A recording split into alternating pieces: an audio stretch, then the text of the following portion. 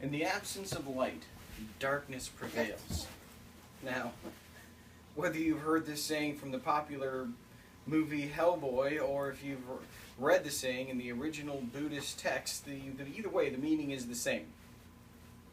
If your soul is not filled with light, then it must be filled with darkness. Genesis 1:4 says that the Lord separated light from the dark. If you do not have the light of the Lord in your soul, the only thing that can remain is the darkness of despair. We are constantly being inundated with despair. Every day, it's all around us. We're so used to its influences that we may not realize that it's manipulating us and our behaviors and our decisions and tricking us into sinning by losing hope. Despair is defined in Webster's 1913 dictionary as to give up all hope or hopelessness, or to give up all expectations.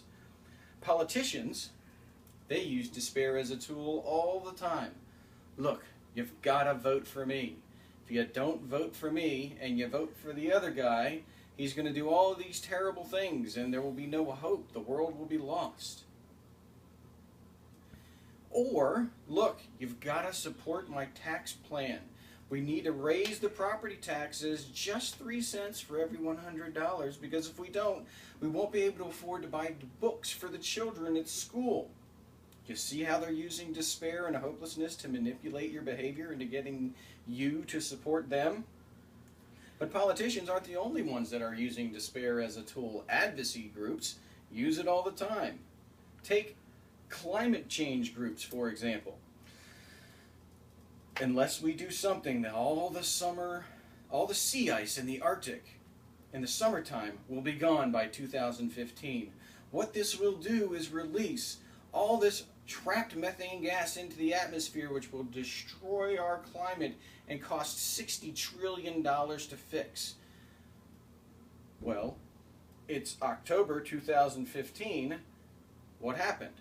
Well, if it's not released this year, 2015, then it'll probably happen by 2025. But if not by 2025, then definitely by 2035.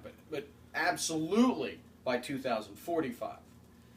I don't know why these advocacy groups would try to manipulate you with the hopelessness of despair instead of just coming out and asking you, hey, do you mind recycling or driving less? Some despair mongers, they just want your attention for an allotted period of time so that they can profit from having captured your attention. These professional agitators, disguised as newscasters and news organizations, spew the largest amount of despair. See, they have to fill that 24-hour news cycle. This is pure concentrated despair, fired off in 20 to 30-second pulses from all those talking heads on the TV screen. If it's not the despair from him, this guy says that that guy's wrong because his despair is right. And the only thing they want is to capture your attention so that these news groups can justify what they charge to the people who advertise on their stations or in their newspapers. That we do not take time to realize how despair is being used by the devil to tempt us into sinning is of the greatest concern. All sins can be forgiven by God. No one is excluded from salvation. Yet, if a sinner despairs, he dooms himself by rejecting God's capacity for forgiveness. Let's examine despair by looking at man in the context of the world in which he lives. Man is defined by his sense of being, his need for an experience that goes beyond the material world. You see, folks who do not view the material world as needing to be escaped by a divine force, a divine being, become numb to the effect of all this despair that's being spewed at them every single day. They're unable to participate meaningfully in the world. They trade being for having. They will neither be able to, they'll neither be available to themselves or others. In their current situation, despair is final and irrevocable. We even have despair dispensing machines with which we cannot live. We carry around with us at all times for safety's sake, and yet we log into them to get our 20 to 30 second pure concentrated jolt of despair.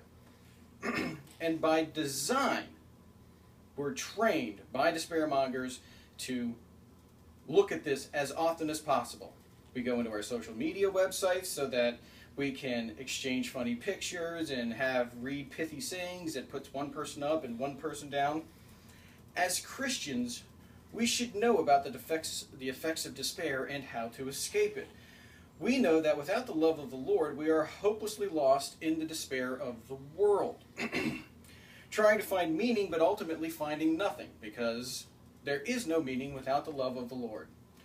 Don't be distracted by the soul-numbing, the soul-crushing despair being disputed us from all directions. See it, acknowledge that it's there, recognize it for what it is, say, yes, that's a horrible scenario, but then trust in God's plan for all of us, and don't despair.